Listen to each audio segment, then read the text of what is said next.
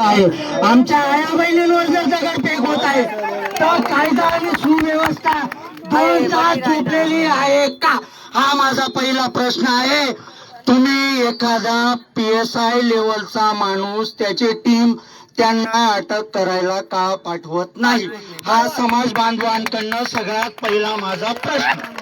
2 तास झालेत मॅडम, 2 तासांपासून ही एवढी लोक यांच्या घरी लहान मुलं बाळ सगळं सोडून जर रस्त्यावर बसले, यांना हौस आहे का मॅडम? हौस आहे का मला तुम्ही सांगा. यांना जर हौस असेल तुम्ही असं सांगा, आम्ही आता रस्ता मोकळा करून देतो. पण जोपर्यंत मॅडम त्या भडव्याला पहिले आला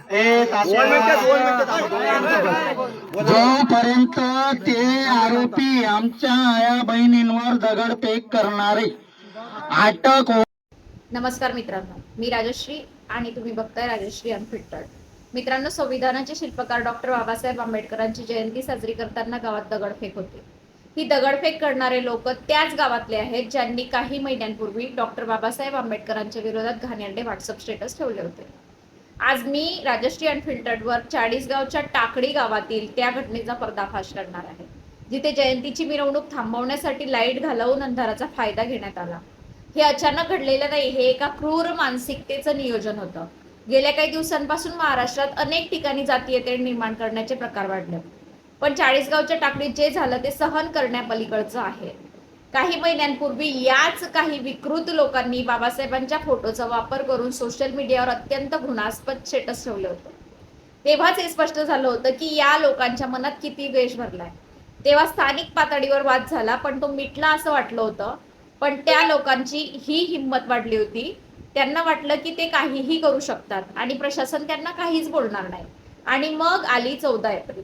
संपूर्ण देश डॉक्टर बाबासाहेब आंबेडकरांच्या जयंतीच्या रंगात न्हाऊन निघाला होता.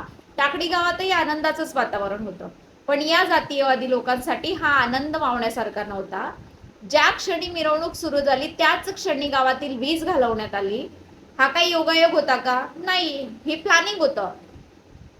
काळोखाचा फायदा घेऊन दगडफेक करण्यात आली. मिरवणुकीतल्या महिला, लहान मुलं आणि ज्येष्ठ नागरिक जीव वाचवण्यासाठी इकडे तिकडे धावू लागले. बाबासाहेबांच्या जयंतीला गालबोट लावण्याचा हा नीच प्रकार होता. मिरवणूक बंद पाडली गेली आणि पुन्हा एकदा गावात तणावाचे वातावरण तयार झाले.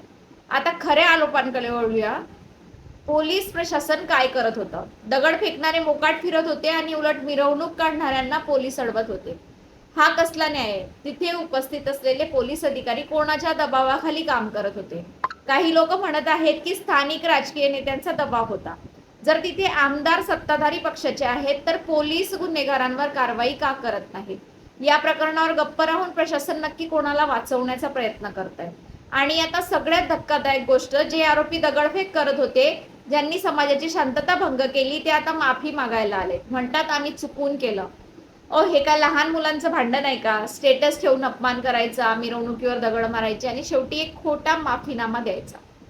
हे माफीनामे आता चालणार नाहीत. समाज आता जागा झालाय. ऑल इंडिया पॅन्थर सेना आणि इतर सामाजिक संघटनांनी या घटनेची गंभीर दखल घेतलेली आहे. माझी मागणी स्पष्ट आहे, केवळ माफी मागून सुटका नको, तर यांच्यावर कठोर कायदेशीर कारवाई म्हणजेच ॲट्रॉसिटी अंतर्गत कारवाई झालीच पाहिजे. जे अधिकारी या गोंधळात दोषी आहेत त्यांना तात्काळ निलंबित करा. मित्रांनो, हा केवळ एका गावाचा प्रश्न नाही. ही वृत्ती जर अशीच फोफावली तर उद्या आपल्या लेकी बाळी रस्त्यावर सुरक्षित राहणार नाहीत. म्हणूनच या व्हिडिओला इतकं शेअर करा की हा आवाज मंत्रालयापर्यंत पोहोचला पाहिजे.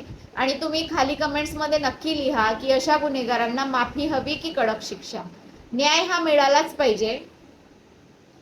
आणि अशाच महत्त्वाच्या घटनांसाठी आपल्या चॅनलला सबस्क्राईब करायला विसरू नका. आणि हा व्हिडिओ आवडल्यास नक्की शेअर करा. पुन्हा भेटूया अशाच एका रिअल स्टोरीला घेऊन. धन्यवाद.